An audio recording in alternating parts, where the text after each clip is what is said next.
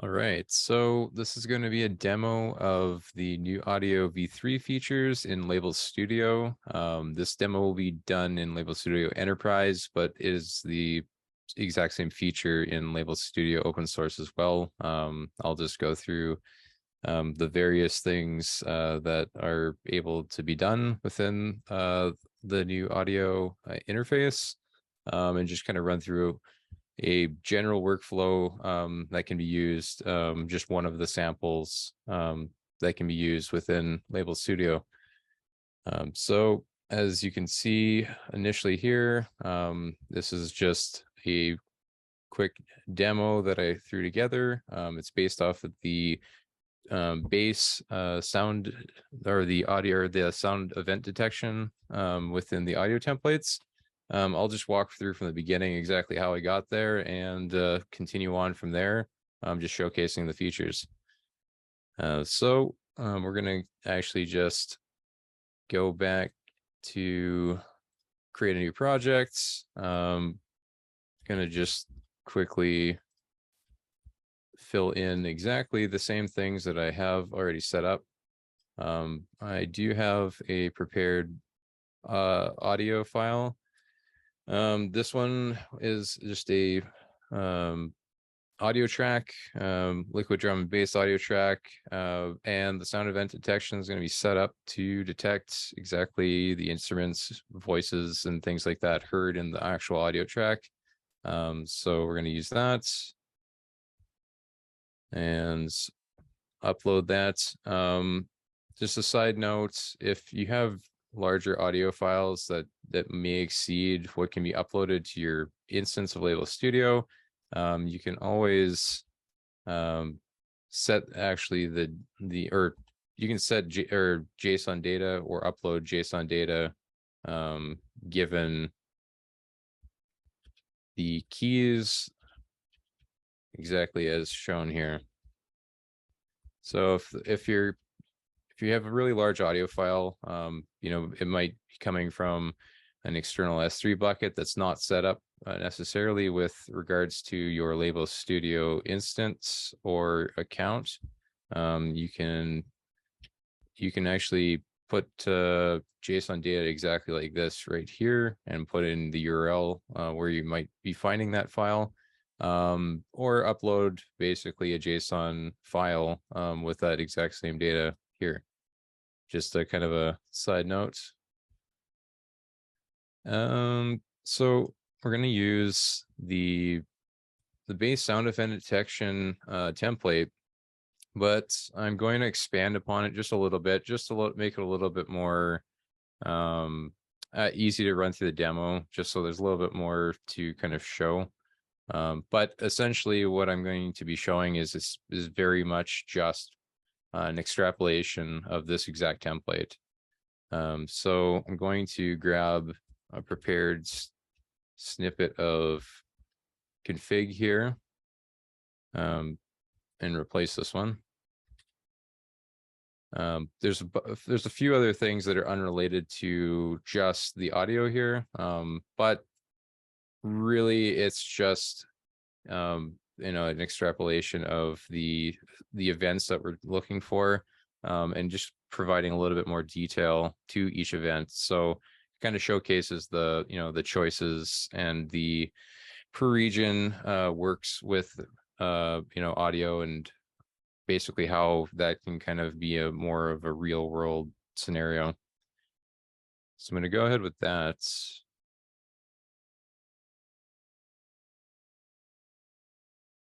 And we're going to load it up.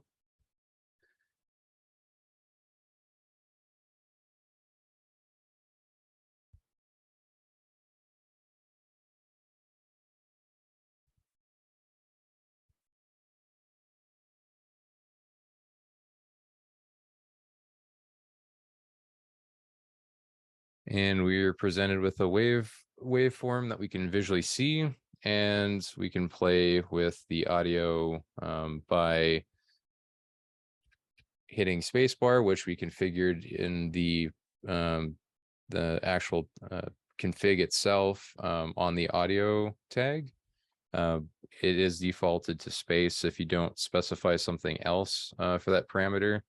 And yeah, so you can play and listen for the audio cues and visually see in the waveform exactly where you would want to kind of mark a label as far as the sound you heard and what in particular you heard. So I would probably start with, playing and hearing, the intro of the song. I have a specific kind of song part for the different portions of the song. It's just an oversimplification of a use case. Like, it's not, I don't know necessarily that it's a great use case, but it's just a way to show the labeling features here. And I'm going to just get started with that. Immediately, to be able to really see anything on a zoomed out waveform, a lot of times if there's a lot of data, it's really hard to tell much of anything with regards to what you're possibly able to see with the data peaks themselves. So zooming in, if you're on Windows or Linux with a mouse and keyboard, for Mac OS, it's going to be Command and scroll wheel to go in and out. And on Linux or Windows-based PCs, that'll be Control and scroll wheel. Once you're zoomed in, both Mac OS and Linux with mouse is going to be Shift and scroll wheel to pan, through the audio waveform. And if you're on trackpad, trackpad enabled devices, laptops, you can do pinch to zoom to do the zoom in the x-axis, and you can actually do swipe as well for navigation in the x-axis back and forth. So just a few different notes there. There's if you need to see a bit more on like a flatter kind of portion of the waveform, like say here, you can zoom in the y-axis, to maybe see some points a little bit better if they're like on a very kind of small scale, and that's pretty much what you'd be looking to do from that point of view. So I'm going to get it zoomed back out a little bit and start from the beginning. You can always move the playhead by clicking and dragging it. You can click around in both the timeline and the waveform for navigation purposes. Also, if you just want a quicker way to kind of go about that, you can just enter it in time boxes themselves, and that'll update as well the current time to where the playhead should be. So I'm going to get playing. It's probably going to be a little bit loud, so I'm just going to turn it down a little bit. Volumes in the volume control drop down here. You can always mute it as well. I'm going to drop it to hopefully 50, not blast my ears. And I'm just going to listen for what I'm classifying as just like the song parts, like the intro, chorus, verse, things like that. So I'm just going to mark where I think the intro is right now. And I just heard voice, so I'm going to consider everything other than that the intro.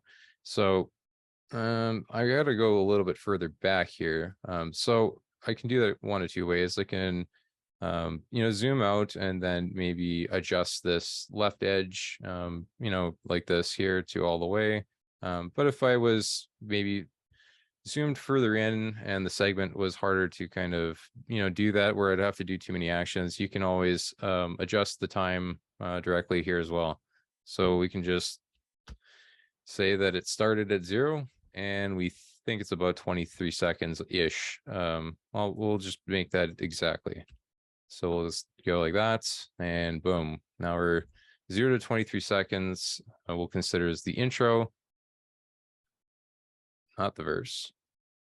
And that would be it for that. So then we're kind of moving on.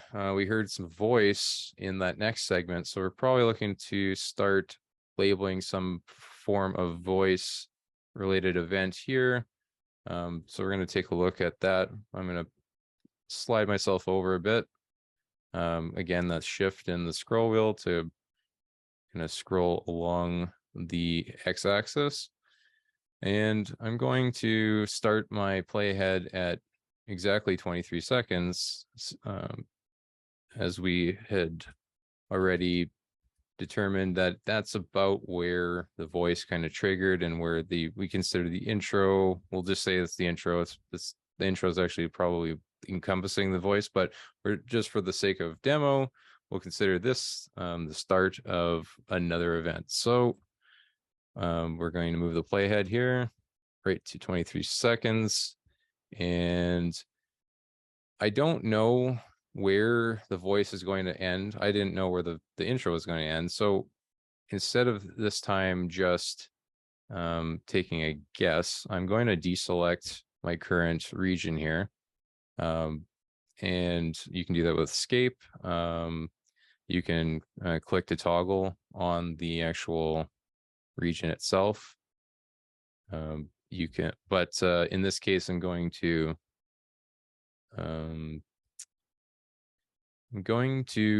move myself to the point. Actually, I have to readjust this. I'm not exactly sure why that readjusted. All right, there we go. I'm going to keep myself here, and I'm going to this time look to draw a segment, which is just a selection, an unlabeled selection, because we don't know where we want to stop yet. So what I'm going to do this time, instead of just starting and stopping manually, I'm going to draw this selection, and when I release the mouse, it will start playing that exact selection that at the point of the duration where my cursor currently is, and then loop, and then I can start and stop playback in between, and adjust the selection before making my actual label selections. So I'm going to do that again. And I'm just going to listen to where I think the voice either switches or ends. It's kind of first like phrasing.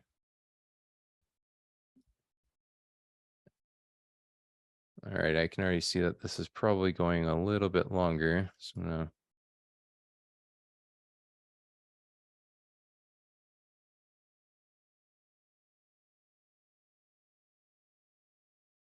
it's probably a little bit more than that.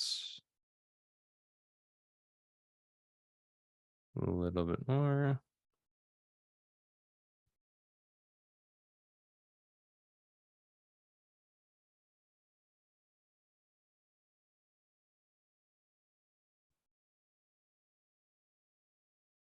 Just gonna play back through this again.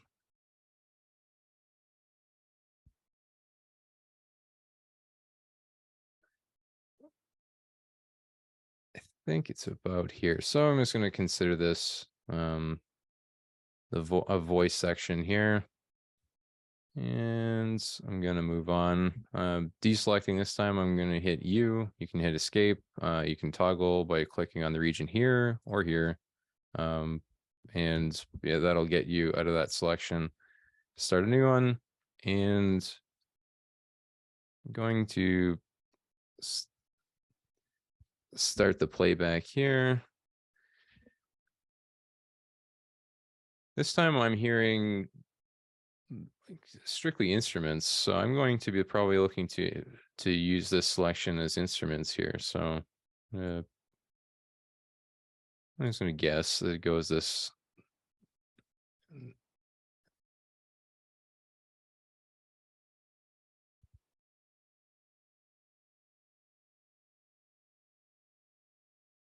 Yeah, that sounds good. So drum, bass, a little bit of cymbal. So I'm gonna label all those choices here for this label. Deselect with you this time and move on. So we've got a few labels. I'm gonna actually do just one real quick one for just to kind of showcase. You can always, if you're sure of something, like if you just want to start the label, you can select the label with the hotkeys. 1, 2, and 3 will toggle those for you. And then draw your label immediately and get right into the selection. So in this case, I'm just going to select other this time and just say this is definitely not in a liquid drum and bass song, but I'm going to add it anyway just to showcase that this also works with per region multi-choice and like selections kind of built upon. And I think this is good for now, so we're going to submit this. And we're going to look at some more of the features within this.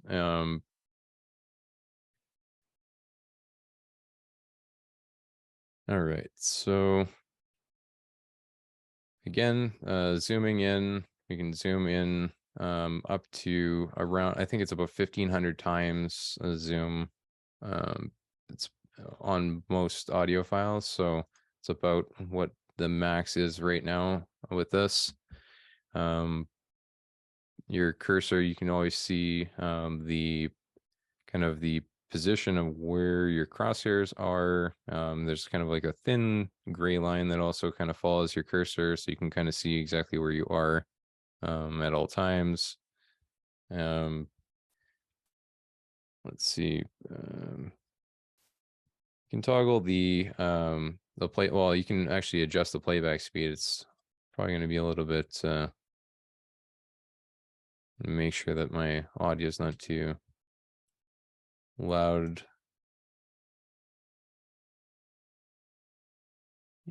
You can speed up.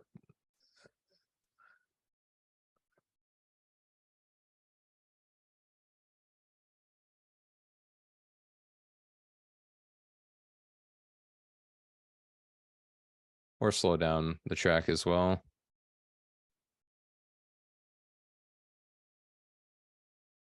You can hide the timeline.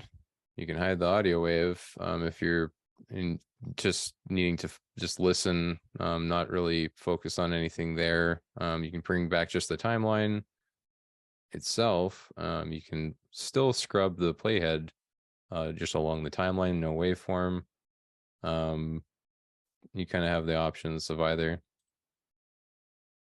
And that's pretty much like the main kind of feature set with regards to the labeling. Of course, you can always update any kind of labels, anything that you're looking to do, and it'll end up in your drafts if you don't save anything. It'll save it as a draft for you. Waiting for an update or a submission. In this case, an update because we already submitted and we haven't started a new annotation itself. So in this case, if I don't submit anything, if I deselect here, you can see I have a new draft. I can commit that draft, update it. We'll end up with the update we just made.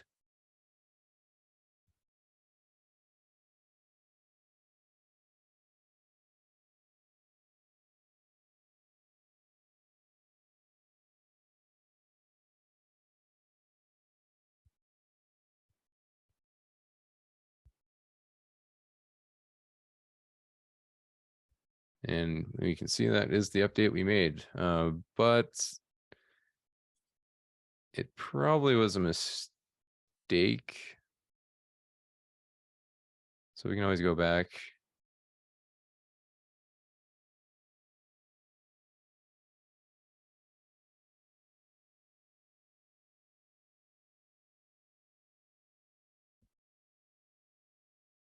That's better. So we can't actually update committed history. So I'm going to go back to the updated itself and continue on.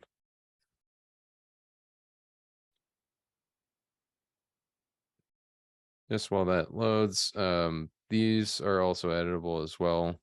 So you can, use the sliders in any of these slider cases or enter, valid values.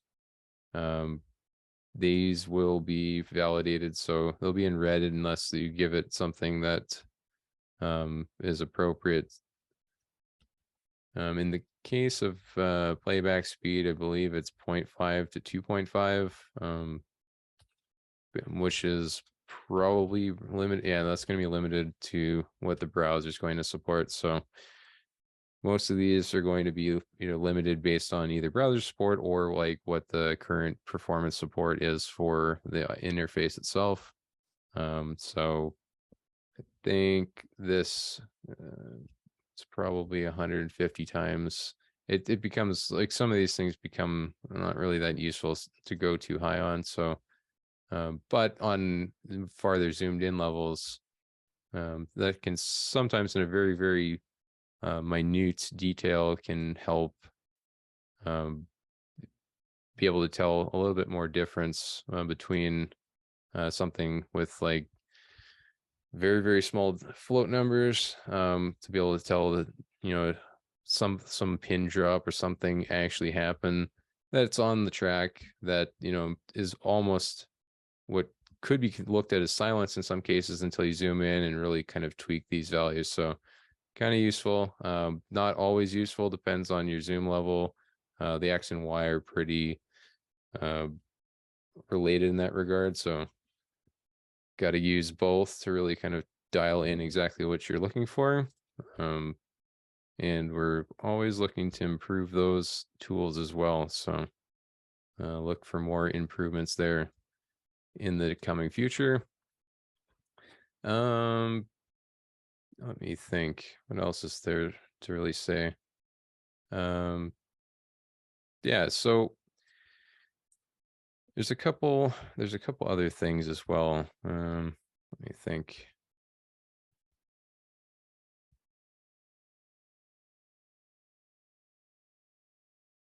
Yeah, so I can draw an unlabeled section, which I call a segment, to listen in a loop exactly what the portion of the track that I'm kind of focusing on, trying to listen and see something that might correlate to something I want to label. And I can do that in these single selections.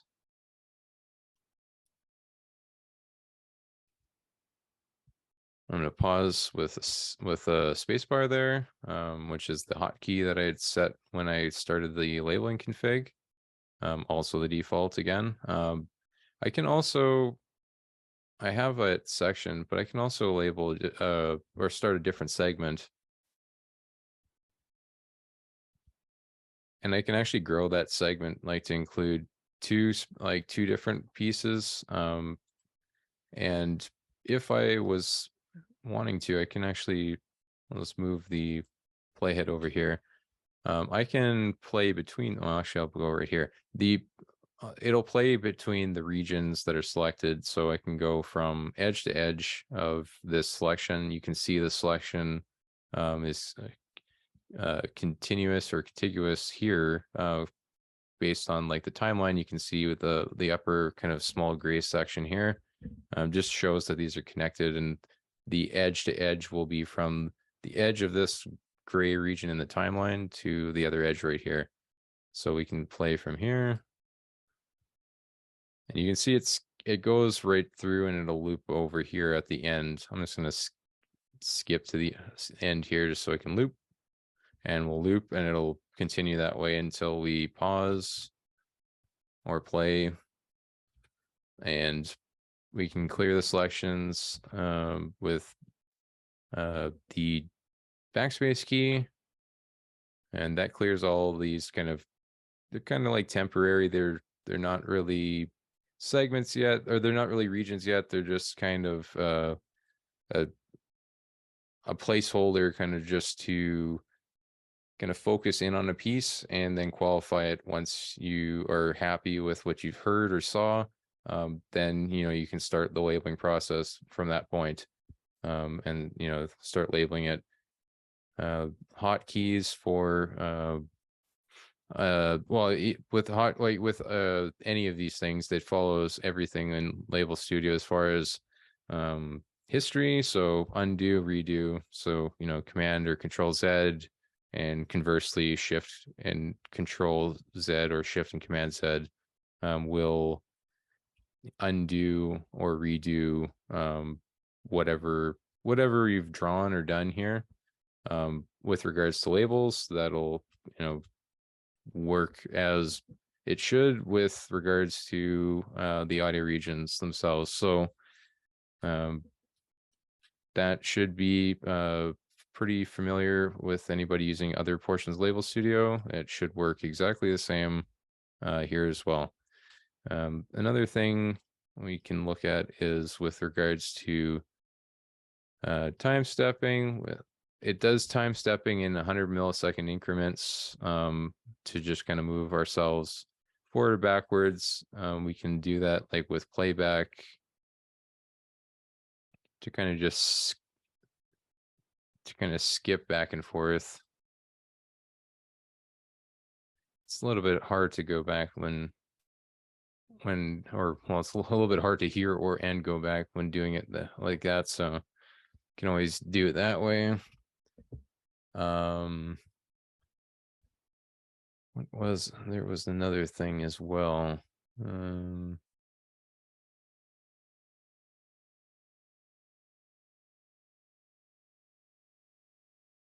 Mutes, of course, mutes.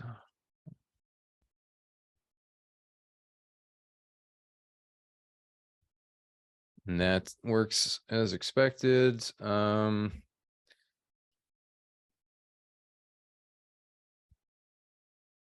Trying to think, there is actually something else.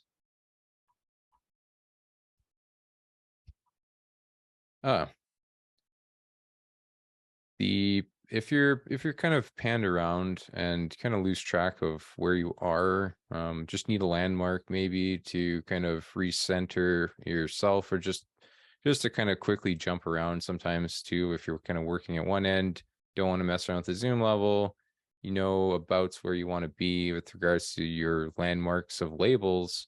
You can always jump back to different labels themselves. It'll do the best to kind of center one of the edges on the left here with regards to the view. So kind of scrolls the actual waveform into view with regards to that left edge region.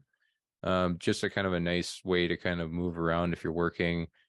Maybe you're working a really large file. Maybe it's a little bit hard to zoom in and out just due to the sheer amount of data that it has to process.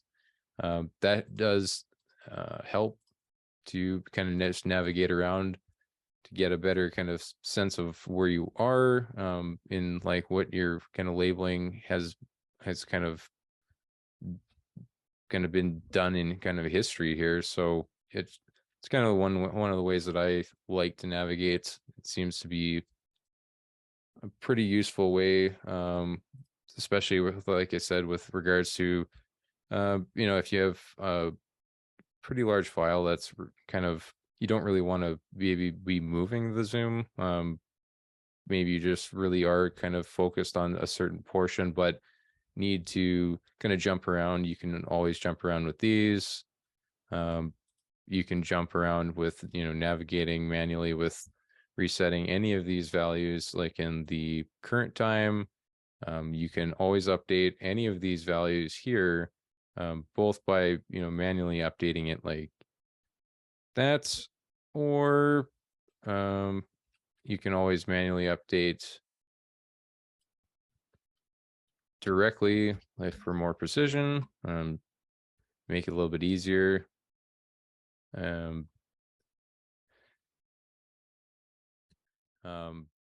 deletion and like removal of regions, segments, and that sort of thing. So I have this region over here, voice, that I've labeled, uh, and it's not really in the right place. I figure that it might, I'm just going to say that it's just not in this entire wave, like this entire audio track at all. It is, but we're just for the sake of the demo, I'll say that it isn't, and I'm going to remove it. I can remove it by taking the selection here. I can delete it by using the button over here in the outliner. I can also backspace this as well, with regards to this selection. I should be able to backspace or delete key, but that doesn't seem to be working right now. So this selection itself, I'm going to say probably best to delete it that way, or maybe make this selection delete it here.